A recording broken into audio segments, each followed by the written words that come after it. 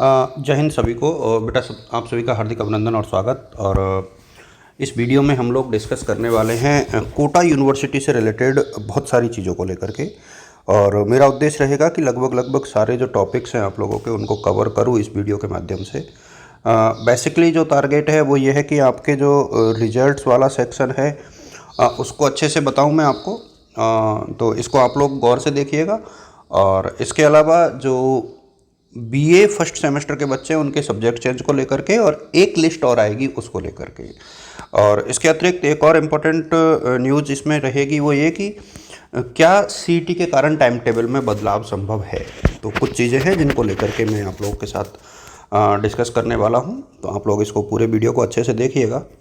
किसी को बहुत परेशान होने की आवश्यकता जो है नहीं है। अब हम लोग आगे बढ़ते हैं। देखिए, सबसे पहले तो जो रिजल्ट आया है सेमेस्टर का, और सेमेस्टर का जो फर्स्ट का रिजल्ट है बीए का ख़ास तौर पे, उसकी मैं बात करूं तो बैक जिनके आई है उनके पेपर जो है थर्ड सेम के साथ होंगे। बार बार मैं कह रहा हूं। और वो रिवेल का फॉर्म भर सकते हैं, ठीक है। फेल वाले बच्चे भी रिवेल भर सकते हैं और जो पास हुए वो भी रिवेल भर सकते हैं। तो रिवेल तो कोई भी करा सकता है, रिवेल में कोई इशू नहीं है। आप लोग इंटरनल के मार्क्स देखने के बजाय एक्सटर्नल मार्क्स देखें अपनी मार्कशीट में। एक्सटर्नल मार्क्स में 100 में से यदि 40 से कम है तो उसके सामने F लिखा हुआ आया है, और यदि 70 में से 28 से कम है तो उसमें F लिखा हुआ आया है। आप एक तो ये देखिए। इसके अलावा ग्रेडिंग का क्या मतलब है। जैसे किसी के सामने P लिखा हुआ आया है उसका मतलब है पास, O लिखा हुआ आया है इसका मतलब है आउटस्टैंडिंग यानी बहुत अच्छे नंबर। मोस्टली ये प्रैक्टिकल्स के सामने लिखा हुआ है क्योंकि प्रैक्टिकल में सबने ठीक अच्छे नंबर दिए हैं। इंटरनल की हम लोग बात करें तो इंटरनल में भी 40% ज़रूरी है, यानी 50 में से यदि 20 से कम है तो इंटरनल में भी आपका रिजल्ट ख़राब है। यदि कोई स्टूडेंट इंटरनल में फेल है तो उसे पेपर भी देना पड़ेगा, ध्यान रहे इस चीज़ का। यदि किसी ने पिछले साल इंटरनल यानी जमा नहीं कराया था फर्स्ट सेमेस्टर में, एब्सेंट है, तो ये नई अपडेट ये है कि उसको जो है अब दोबारा पुनः नए सिरे से ये सारा काम करना पड़ेगा। इस चीज़ को आप लोग ध्यान रखना, क्योंकि फिर आप लोगों को ये लगेगा कि ये बताया नहीं था। तो मैं आपको ये पहले ही बता दूं कि ये होने वाला है, ठीक है। तो एक तो ये चीज़ है, और नियम जो भी हैं उनके हिसाब से आपको यूनिवर्सिटी के अकॉर्डिंग चलना पड़ेगा। एक चीज़ और मैं आपको बता दूं कि रिवेल के फॉर्म की लास्ट डेट जो है 30 तारीख है, 30 सितंबर। कोटा यूनिवर्सिटी में जाकर के ही आपको ये फॉर्म जमा कराना है, या बाई पोस्ट यानी डाक से भी आप लोग भेज सकते हो। कॉलेज का कोई लेना देना नहीं है, इंटरनेट की मार्कशीट इसमें चल जाएगी। एक चीज़ तो ये, सीईटी के चलते क्या टाइम टेबल में बदलाव होगा। आप सबको पता है सीईटी का पेपर 27 और 28 को है, तो क्या इसके कारण टाइम टेबल में बदलाव होगा। जो सूत्र बताते हैं, या एक प्रकार से कहें कि जो अनुमान मैं लगा पा रहा हूँ, ये अनुमान है। आप लोग ऑफिशियल यूनिवर्सिटी से आने का वेट करेंगे। पहले तो मैं अनुमान ये लगा रहा हूँ कि 27 और 28 को पूरे राजस्थान में बड़े पेपर हैं, और इस दरमियान सभी कॉलेजों में परीक्षा केंद्र हैं, सभी कॉलेजों में परीक्षा केंद्र हैं सीईटी के। तो मुझे लगता है कि कोटा यूनिवर्सिटी इन दोनों तिथियों को आयोजित होने वाली जो एग्ज़ाम्स हैं इनको 99% स्थगित करेगा। 99% इसलिए स्थगित करेगा क्योंकि इन सभी कॉलेजों में इस दिन पेपर होगा, तो बाकी स्टूडेंट्स को आना अलाउ नहीं होगा। तो काफ़ी हद तक ये संभावना है, ये पॉसिबिलिटी है कि ये जो है पोस्टपोन्ड हो जाए। और फिर भी कोटा यूनिवर्सिटी के किसी भी ऑफिशियल अपडेट के लिए आप लोग यूनिवर्सिटी ऑफ कोटा की साइट और मेरा टेलीग्राम ग्रुप है DS एजुकेटर, आप सब जानते हो। तो टेलीग्राम ग्रुप या मेरे इस यूट्यूब चैनल पर आप ज्वाइन करके रखोगे तो आपको मैं बता दूंगा। ये चीज़ें काफ़ी हद तक एक अनुमान आधारित होती हैं, लेकिन मुझे उम्मीद है कि यूनिवर्सिटी छात्र हित में ये एग्ज़ाम पोस्टपोन्ड कर देगी, चाहे वो MA के हों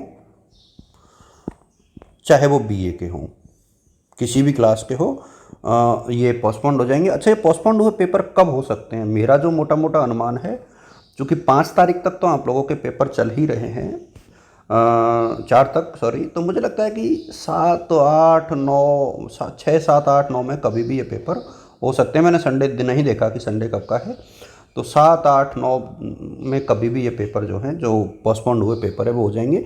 बाकी जो पेपर हैं वो आपके ऑन टाइम होंगे, ये आप लोग ध्यान रखें। बाकी पेपर आपके ऑन टाइम होंगे। मार्कशीट को लेकर के बहुत सारे बच्चों के सवाल हैं। तो मार्कशीट आप लोगों की जो है बीए सेकेंड ईयर की, तो अभी 15-20 दिन लगेंगे।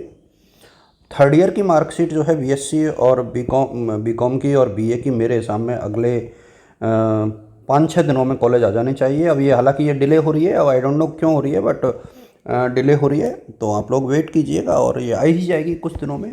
तो ये कोई मेजर कंसर्न नहीं है, ये मेजर इशू आप लोगों का है मार्कशीट का, तो जल्दी ये मार्कशीट आप लोगों को कॉलेज में मिल जाएगी। फर्स्ट सेमेस्टर वाले बच्चे कुछ ज़्यादा परेशान हो रहे हैं, इसलिए फर्स्ट सेमेस्टर को मैं ज़्यादा टारगेट करना चाह रहा हूँ। अच्छा, आरएल वाले बच्चे एक बार कॉलेज ज़रूर, यूनिवर्सिटी, अब देखिए, यदि आपका रिजल्ट नहीं आया है ना, तो एक बार आप यूनिवर्सिटी ज़रूर चले जाओ, क्योंकि पता लगेगा कि आपका रिजल्ट क्या है और क्यों रुका हुआ है, चाहे वो आरएल हो चाहे आरडब्ल्यू हो।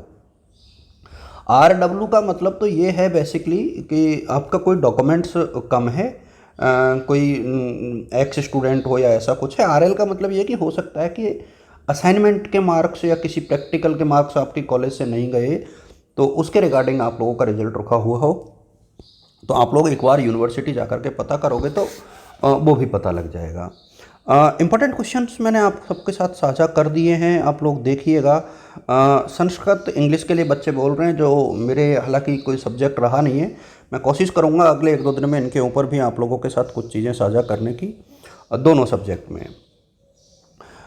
यदि मैं बात करूं सप्लीमेंट्री के एग्ज़ाम्स की, रिवेल के रिजल्ट को लेकर के बाद में डिस्कस करेंगे। सप्लीमेंट्री एग्ज़ाम्स की बात करें, सप्लीमेंट्री एग्ज़ाम के फॉर्म मेरे सामने अक्टूबर के स्टार्टिंग में आएंगे, फॉर्म की बात कर रहा हूँ। और एग्ज़ाम्स हमेशा की तरह दिवाली के बाद होंगे, दीपावली के बाद। ज़्यादा दिन नहीं चलते हैं, सिर्फ 4 ही दिन सप्लीमेंट्री के पेपर चलते हैं, किसी को बहुत परेशान होने की आवश्यकता नहीं है। दीपावली के बाद कभी भी ये पेपर हो जाएंगे, आप लोग वेट कीजिएगा। रिवेल के रिजल्ट के बाद जो है आप लोगों के रिवेल का रिजल्ट पहले आएगा, सप्लीमेंट्री एग्ज़ाम बाद में होंगे, तो इसके हिसाब से आप खुद को मानसिक तौर पे प्रिपेयर करके रखें। कोटा यूनिवर्सिटी से रिलेटेड जो बच्चे हैं उनको एक चीज़ है कि माइग्रेशन कहाँ मिलता है, तो माइग्रेशन यूनिवर्सिटी मिलता है। प्रोविजनल डिग्री कहाँ मिलती है, तो प्रोविजनल डिग्री जो है प्रोविजनल डिग्री मिलती है यूनिवर्सिटी में। और इसके अलावा टीसी कहाँ मिलती है, तो टीसी मिलती है कॉलेज में।